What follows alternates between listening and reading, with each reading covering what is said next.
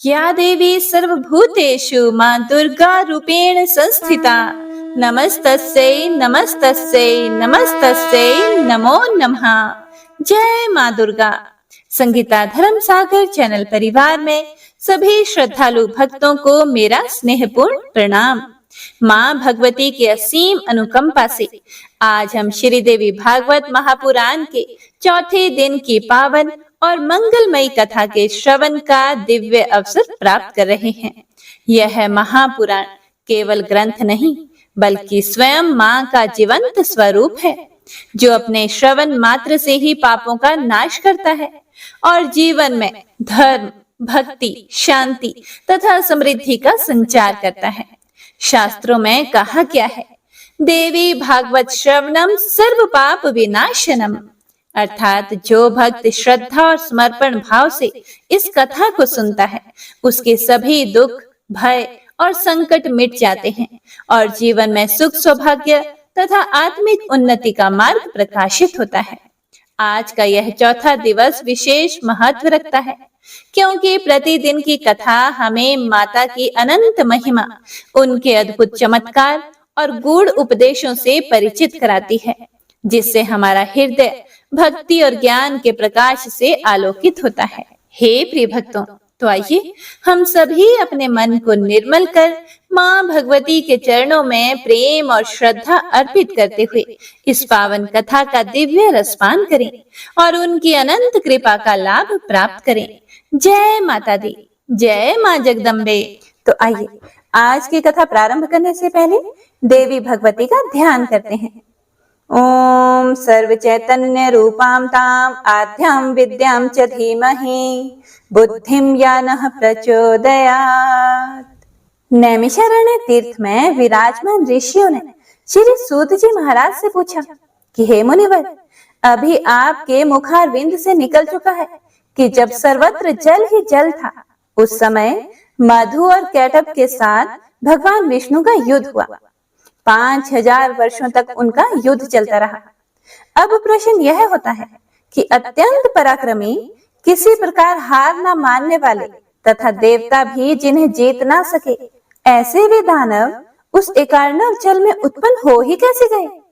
हे महाप्राज्ञ, वे दानव क्यों उत्पन्न हुए और किस कारण भगवान ने उनकी जीवन लीला समाप्त कर दी? अब यह बताने की भी कृपा कीजिए।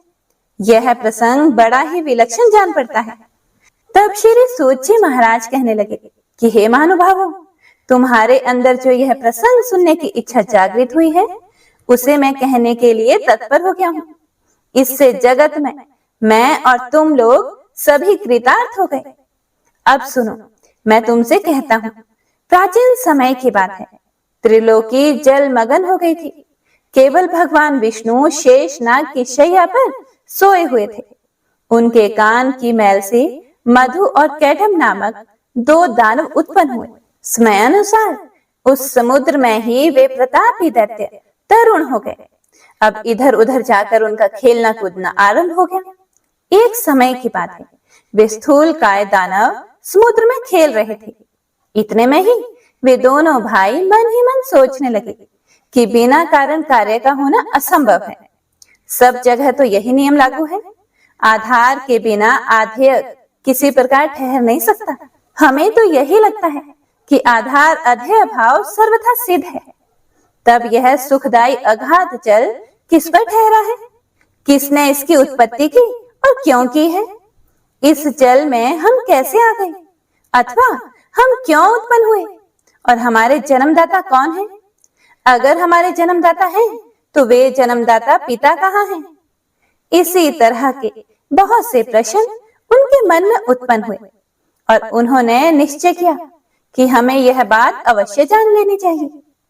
सूत जी कहते हैं, स्थिति जानने के लिए इस प्रकार का प्रयास करने पर भी मधु कैटभ किसी निर्णय पर नहीं पहुंच सके। उस समय मधु अपने भाई कैटभ के पास ही उपस्थित था। उससे वह कहने लगा, भैया मधु, इस जल में हमारी सत्ता कायम रखने वाली भगवती शक्ति है। उनमें अपार बल है। वे शक्ति कभी नष्ट नहीं होती। मेरी समझ से वे ही इस कार्य के कारण है। उन्होंने इस विस्तृत जल की रचना की है और उन्हीं के आधार पर यह जल ठहरा भी है। वे ही परम आराध्य शक्ति हमारी उत्पत्ति का कारण है। इस प्रकार वास्तविक रहस्य जानने के लिए मधु और कैटब का मन बहुत व्यस्त था। अभी बुद्धि किसी निर्णय तक पहुंची ही नहीं थी कि इतने में ही आकाश में गूंजता हुआ सुंदर वाग बीज भी सुनाई पड़ा। सुनकर वे दोनों उसका ही अभ्यास करने में तत्पर हो गए। तब उस वाग बीज की आकृति आकाश में इस प्रकार चमक उठी मानो बिजली कौंध रही हो। फिर तो उन्होंने विचार किया कि यही मंत्र है, इसमें कुछ भी संदेह करने की बात नहीं है।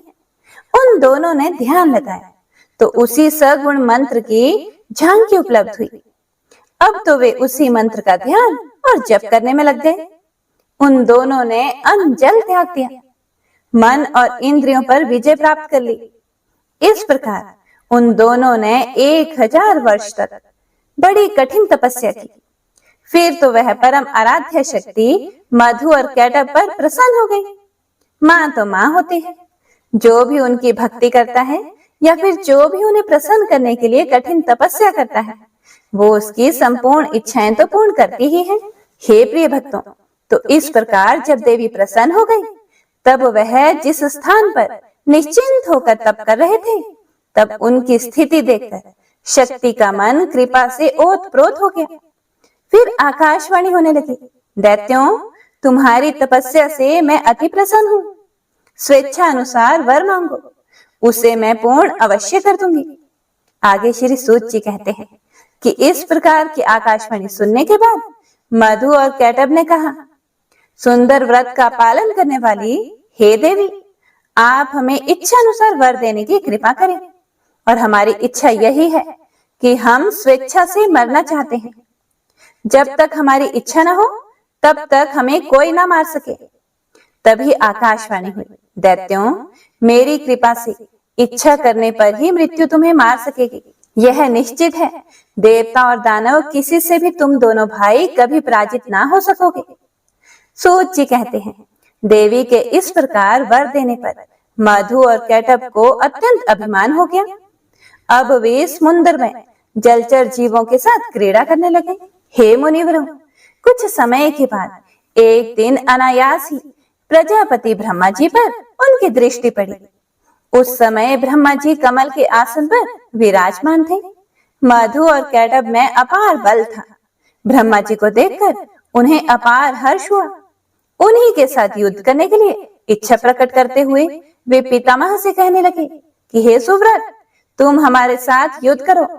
यदि लड़ना नहीं चाहते हो तो इसी क्षण जहां इच्छा हो वहां चले जाओ, क्योंकि जब तुम्हारे अंदर शक्ति ही नहीं है तब इस उत्तम आसन पर बैठने का तुम्हारा अधिकार ही कहां रहा। मधु और कैटब की यह बात सुनकर ब्रह्मा जी को बड़ी चिंता हुई।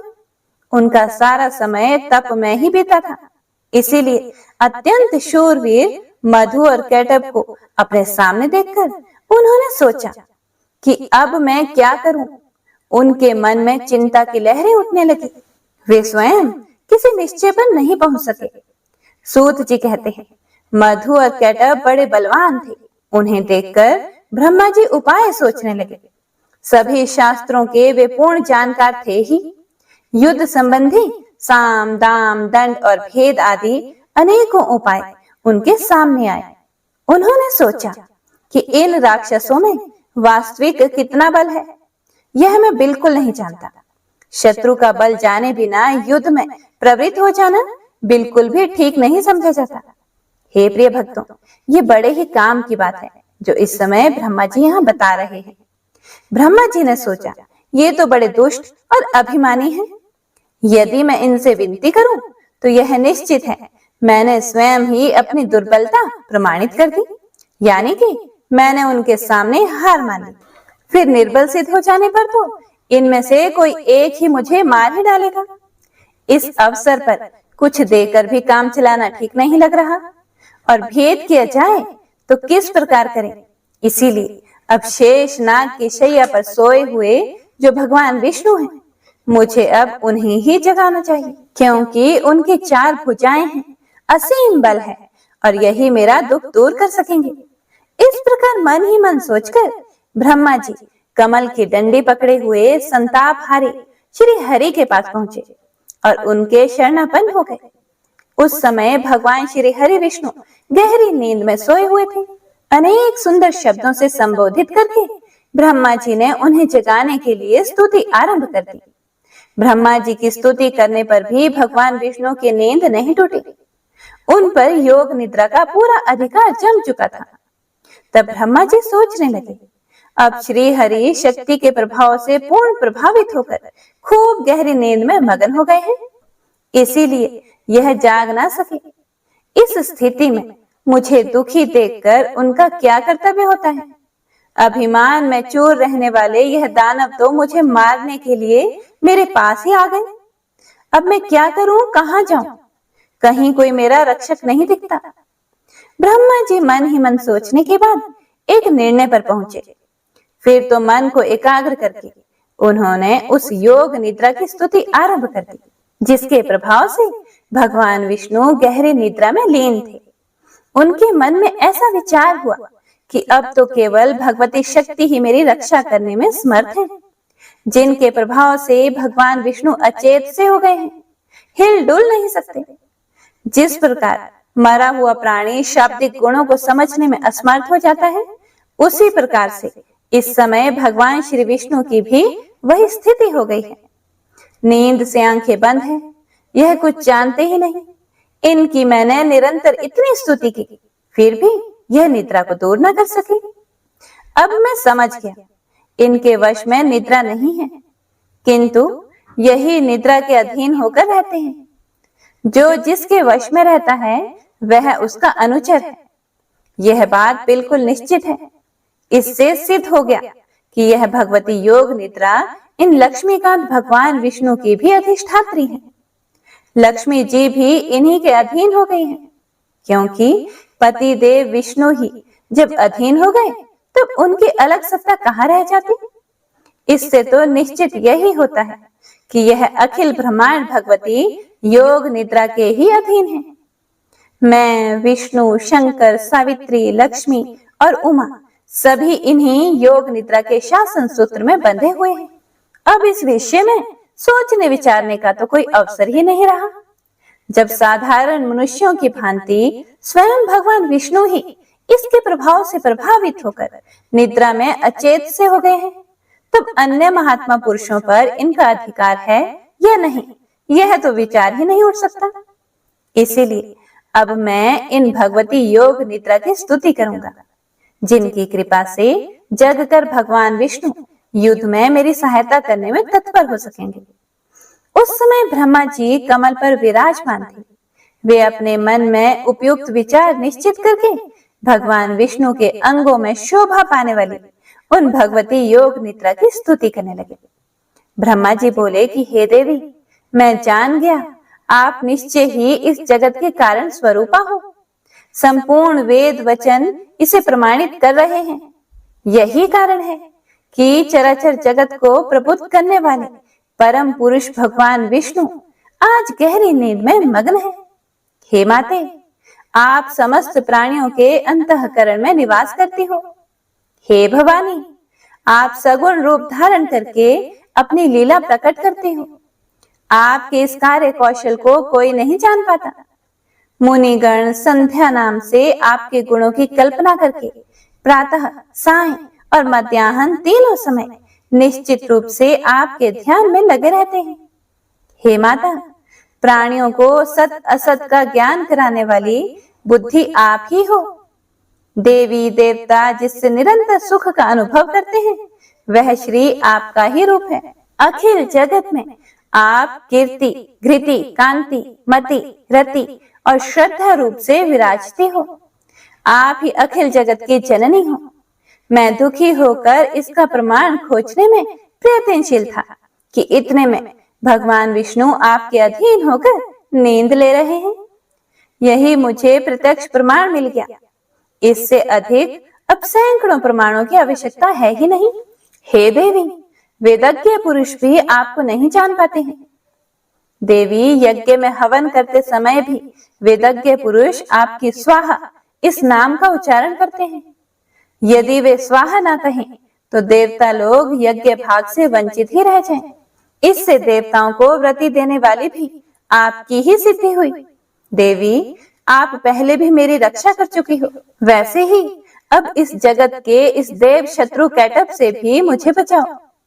मैं मधु और कैटभ को अत्यंत भयंकर देखकर भयभीत होकर आपकी शरण में आया हूँ। हे महानुभावों, इस समय भगवान विष्णु मेरे इस दुख को नहीं जानते, ऐसा मुझे अब समझ आ रहा है, क्योंकि वे आपकी माया से अचेत होकर जड़वत पड़े हुए हैं। ऐसी स्थिति में या तो आप भगवान विष्णु पर से अपना प्रभाव खींच लीजिए, या फिर इन दानवराज मधु और कैटभ का स्वयं संहार कीजिए। इन दोनों में से जो आपको रुचिकर हो वही कीजिए। भगवती लक्ष्मी भी आपके ही अधीन है, अतः वे भी अपने पति देव श्री हरि को नहीं जगा सकती। जान पड़ता है कि उन्हें भी आपके प्रभाव से अकस्मात नींद आ गई, जिससे वे परवश की भांति सो गई हैं। वे जगती ही नहीं।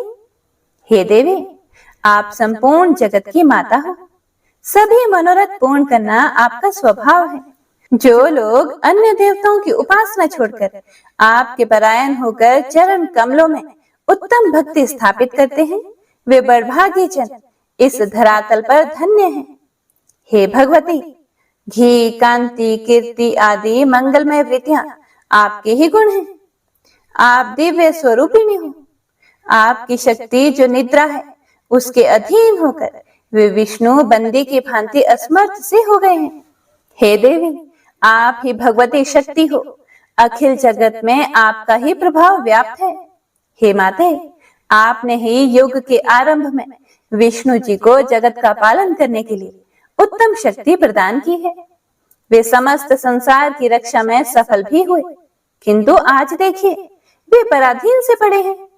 हे भगवती, मुझे उत्पन्न करके यदि मेरी स्थिति कायम रखना चाहती हो तो मौन भाव का परित्याग करके दया करने की कृपा कीजिए।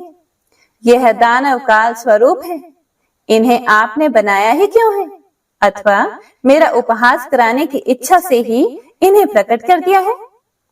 हे भवानी, मैंने आपकी अद्भुत चेष्टा जान ली। संपूर्ण संसार की सृष्टि करके आप स्वतंत्र रूप से आनंद का अनुभव किया करती हो, फिर चराचर जगत को अपने में ही लीन भी कर लेती हो। एक तो आपने पहले मुझे जगत सृष्टा बना दिया है, वहीं मैं यदि दैत्य के हाथ से मारा गया तब तो मेरी बड़ी अपकीर्ति होगी। आगे श्री सूत जी कहते हैं, जब इस प्रकार ब्रह्मा जी ने भगवती देवी की स्तुति की, तब तामसी निद्रा देवी भगवान विष्णु के श्री विग्रह से निकलकर बगल में खड़ी हो गई। अब अमित पराक्रमी भगवान श्री हरि के सभी अंगों से निद्रा देवी का अधिकार उठ गया। हे प्रिय भक्तों, मधु और कैटभ के संहार के लिए ही भगवती योग निद्रा ने ऐसी कृपा की थी।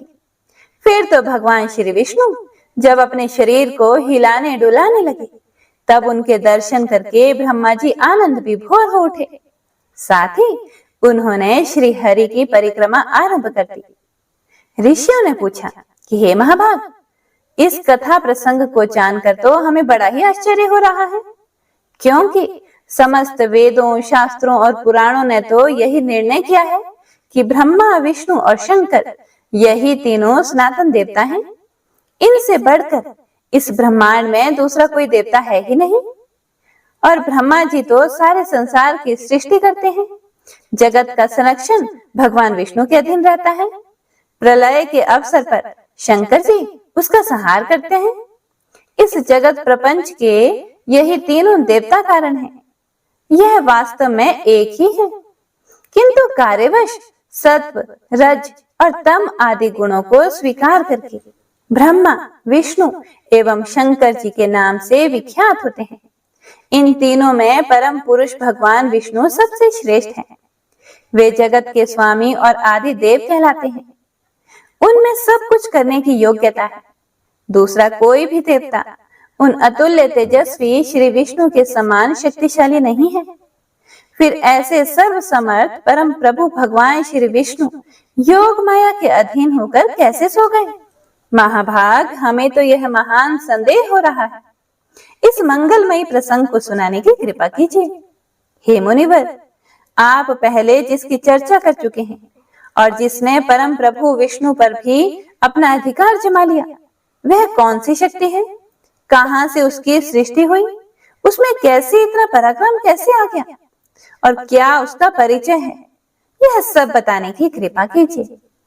जो सबके स्वामी हैं, जगत के गुरु हैं, सर्वोत्तम आत्मा है, परम आनंद स्वरूप हैं, सच्चिदानंदमय ग्रह हैं, सबकी सृष्टि करते हैं और सबका संरक्षण करते हैं, रजोगुण से रहित हैं, ऐसे सर्वगुण संपन्न भगवान श्री विष्णु विवश होकर कैसे नींद में अचेत हो गए?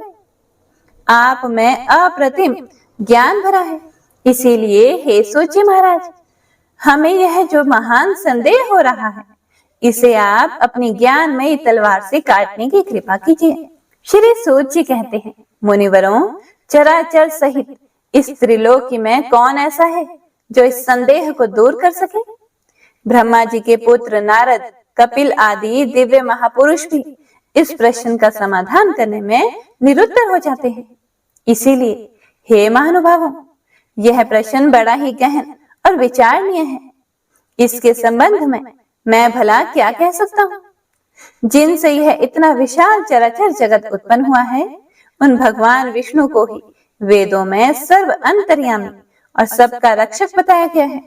इसीलिए वैदिक सिद्धांत को मानने वाले सभी लोग इन परम प्रभु भगवान नारायण के चरणों में मस्तक झुकाकर उन्हीं की उपासना करते हैं। ऐसे ही कुछ लोग शंकर जी के भी उपासक हैं। महादेव, शंकर, शशिशेखर, त्रिनेत्र, पंचवक्त्र, शूलपाणी, वृषभ, ध्वज, त्र्यंबक, कपर्दी और गौरी देह अर्धधारी आदि नामों से भगवान शिव वेदों में विख्यात हैं। वे सदा कैलाश पर्वत पर रहते हैं। उनमें सारी शक्तियां निहित हैं।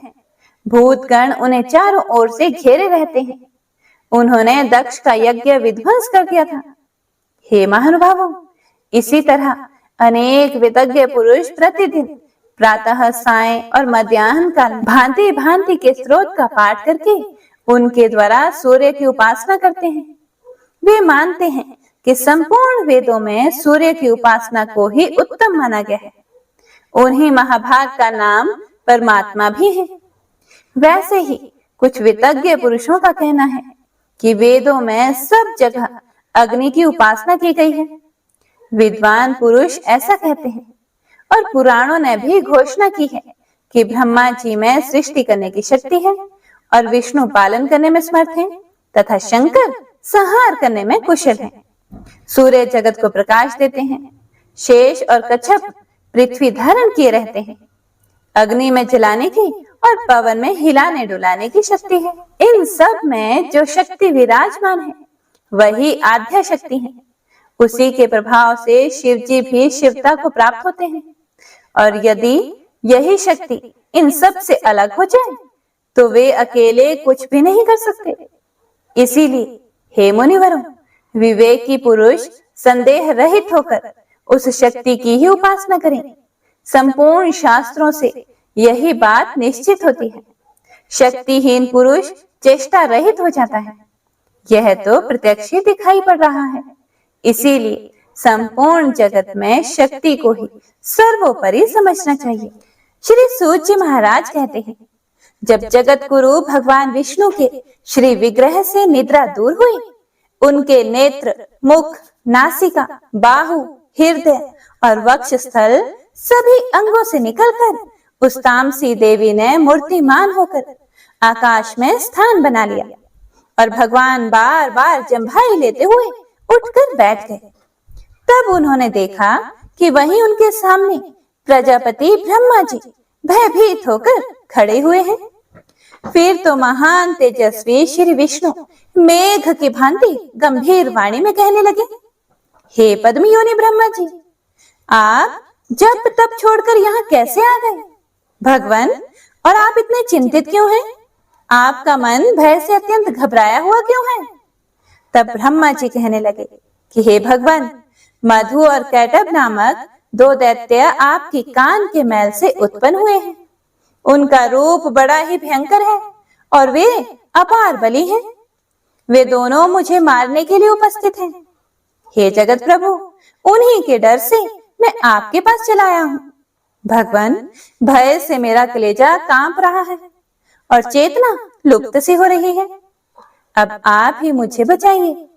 तब भगवान विष्णु बोले, ब्रह्मा जी यहाँ विराजिए। अब आपका भय समाप्त हो जाएगा। वे मूर्ख तो अपनी आयु को खो चुके हैं। अभी युद्ध करने के लिए मेरे पास आएंगे और निश्चय ही मैं उनका वध कर दूंगा।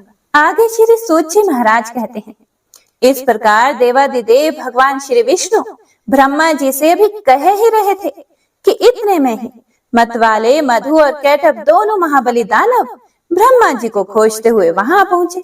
आगे श्री सूत जी बोले कि हे मुनिवरों, सर्वत्र जल ही जल था।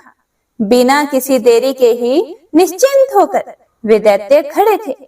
उनके सर्वांग में अहंकार भरा हुआ था। वे ब्रह्मा जी से कहने लगे, अरे दोस्त, भागकर इसके पास चला आया। क्या इससे बच सकेगा? युद्ध कर, यह तो देखता ही रहेगा और हम तेरे प्राण हर लेंगे। इसके बाद सर्प के फन पर बैठने वाले हम इसे भी मार डालेंगे। किंतु पहले अभी तू लड़ ले, या लड़ना नहीं चाहता तो मैं तुम्हारा दास हूं, ऐसा कह दे।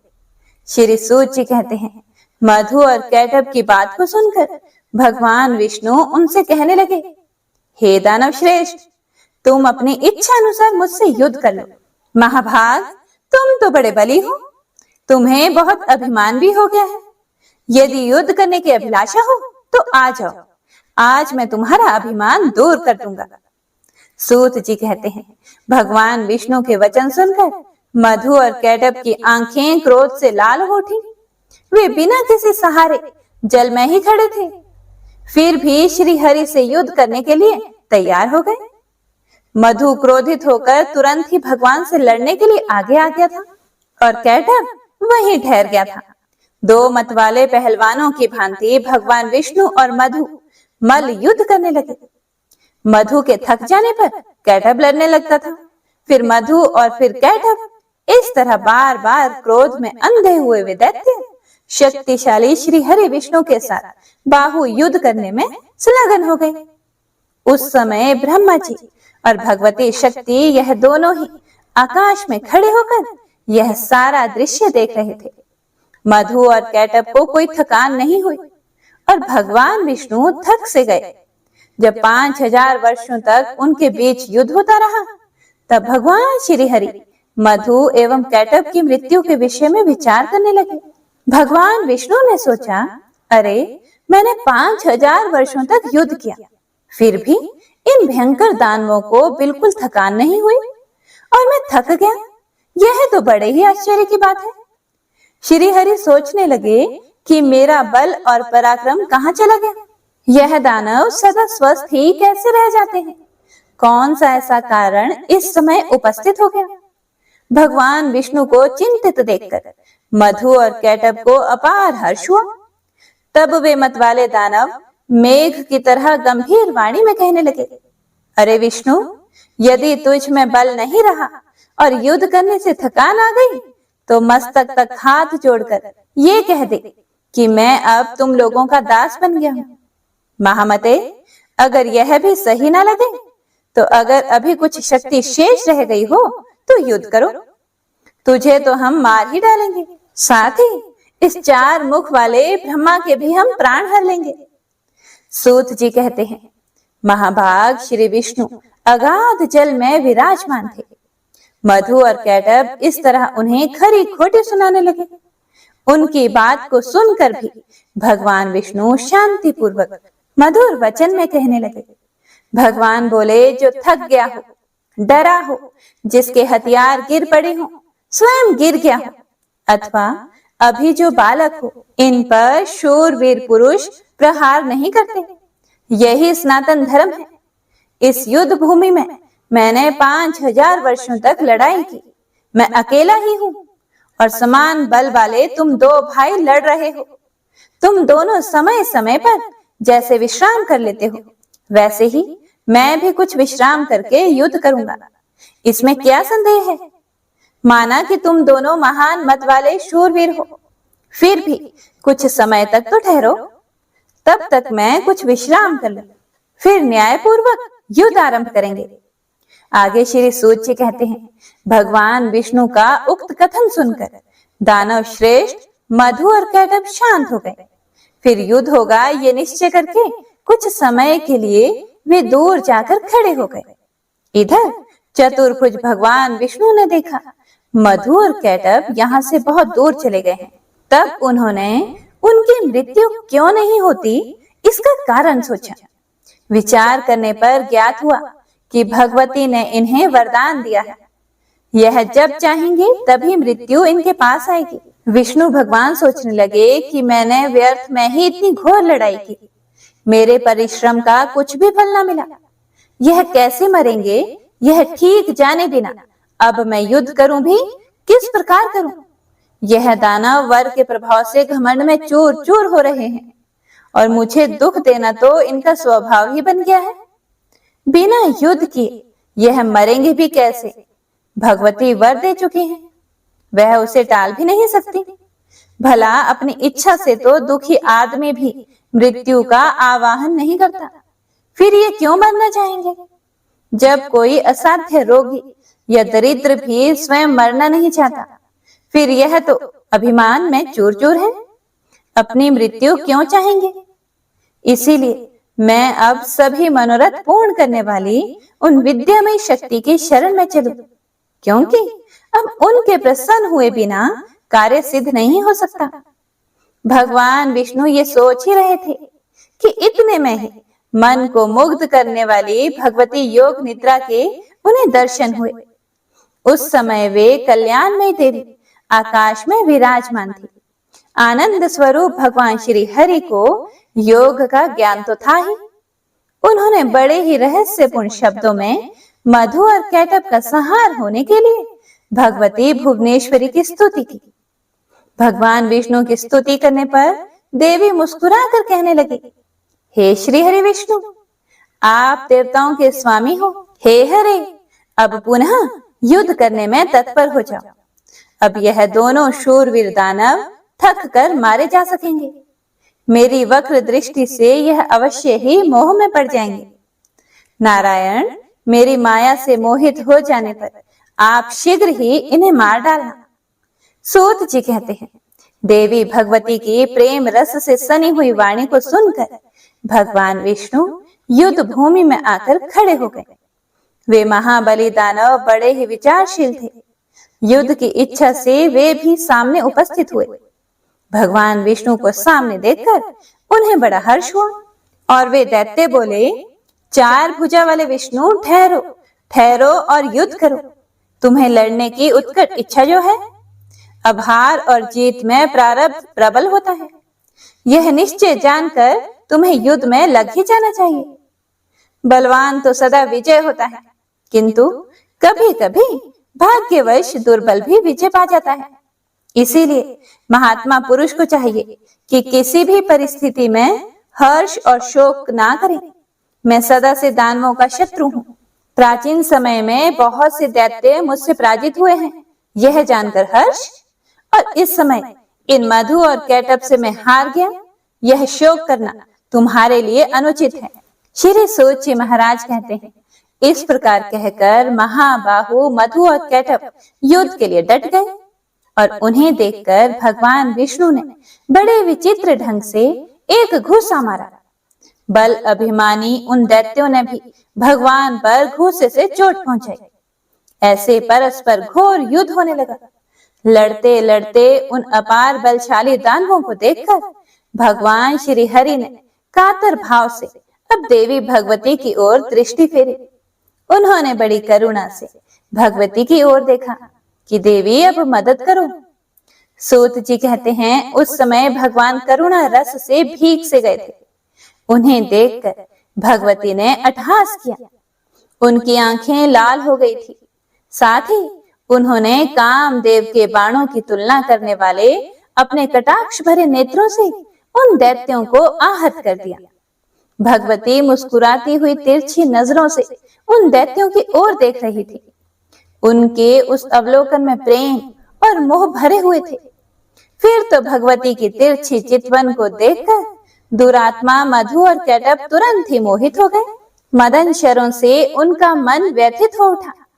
यह कैसा मनोहर अद्भुत दृश्य सामने आ गया। ऐसा मानते हुए वे अपनी विस्तृत छटा दिखाने वाली देवी की ओर देखते ही रह गए। इधर भगवान विष्णु काम साधने में सतर्क तो थे ही। वे देवी के अभिप्राय को देखकर समझ गए कि अब समय आ गया है। दैत्य तो मोहित हो ही चुके हैं। फिर तो हंसकर मेघ की तरह गंभीर वाणी में मधुर शब्दों में कहा, वीर, तुम्हें जो इच्छा हो वर मांगो। मैं तुम्हारे युद्ध कौशल से अत्यंत प्रसन्न होकर अवश्य ही तुम्हें वर दूंगा। प्राचीन समय में युद्ध करने वाले बहुत से दानव मेरे सामने आए, किंतु मैंने तुम्हारे समान ना तो किसी को देखा और ना ही सुना है। तुम बड़े ही अनुपम बलवान हो, इसीलिए मैं तुमसे बहुत प्रसन्न हूँ। अपार बलशाली दानवों, अब तुम दोनों भाइयों की अभिलाषा मैं अवश्य ही पूर्ण करूंगा। श्री सूत जी कहते हैं, उस समय मधु और कैटअप काम से आतुर थे। उन्हें तो अपने बल का अभिमान था ही। अब जगत को आह्लादित करने वाली भगवती महामाया सामने विराजमान थी। उनकी आंखें कमल के समान थी। भगवान विष्णु का वचन सुनकर भी दानवों की आंखें देवी की ओर लगी रही। अभिमानी वे दैत्य भगवान श्री हरि से कहने लगे, विष्णु, हम मांगने नहीं आए हैं, तुम हमें क्या दे सकोगे? देवेश, तुम्हें ही हम देने को तैयार हैं। हम याचक नहीं, हम तो उदार दाता हैं। ऋषिकेश, तुम्हें जिस वर की अभिलाषा हो हमसे प्रार्थना करो। वासुदेव, तुम्हारे इस अद्भुत युद्ध से हम बड़े प्रसन्न हैं। मधु और कैटअप की बात को सुनकर भगवान विष्णु ने कहा, यदि तुम लोग अब मुझ पर प्रसन्न हो तो वर देना ही चाहते हो तो बस दोनों मेरे हाथ से मृत्यु को स्वीकार कर लो। सूत जी कहते हैं, इसके बाद भगवान श्री हरि की बात को सुनकर मधु और कैटअप महान आश्चर्य में पड़ गए। वे तो अब हम ठगे गए ऐसा कहकर खड़े हो गए। उनके मुख पर अब शोक की घटा घिर आई। सर्वत्र जल भरा था, कहीं पर भी प्राकृतिक भूमि नहीं दिख रही थी। अब वे मन में विचार कर भगवान से कहने लगे कि हे जनार्दन, आप तो देवताओं के स्वामी हो। आपने भी पहले वर देने की बात कही है। आप कभी झूठ नहीं बोलते, इसीलिए अब आप हमें वर दो। अपना संकल्प निभाओ।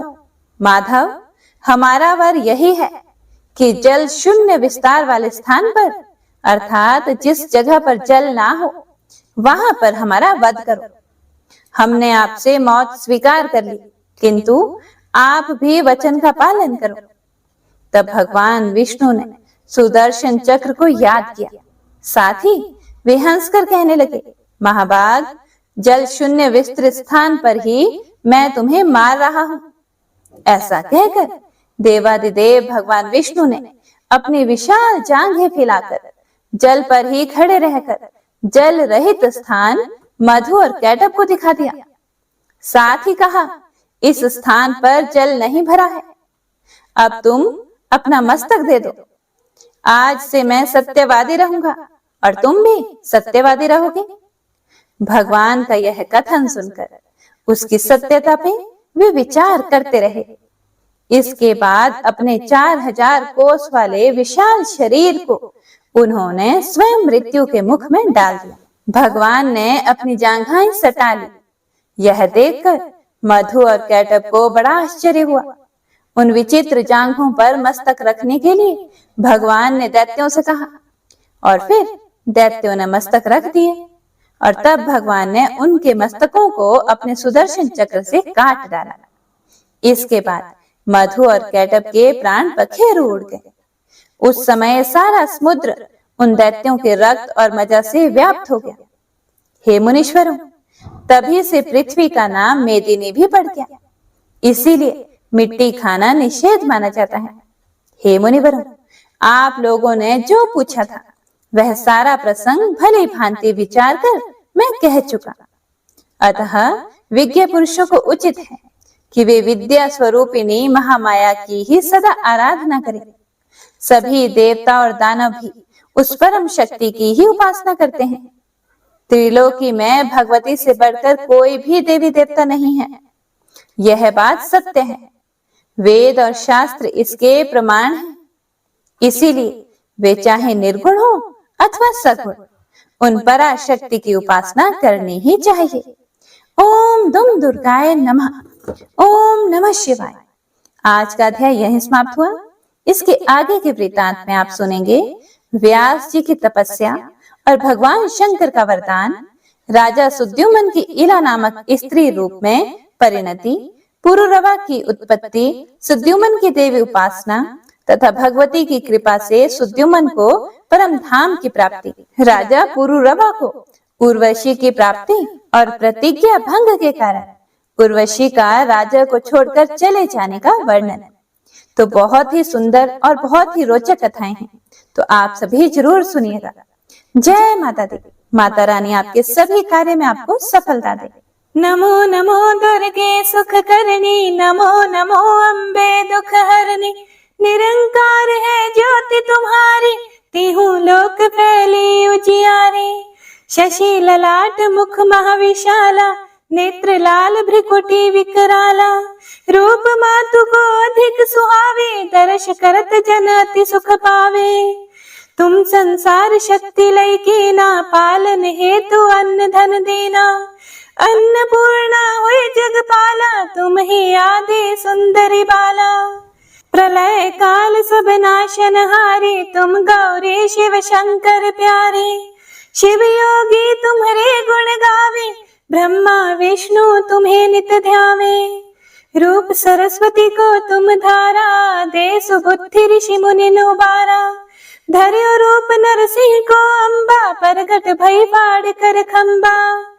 रक्षा करी प्रहलाद बचायो, हिरण्याक्ष को स्वर्ग पठायो।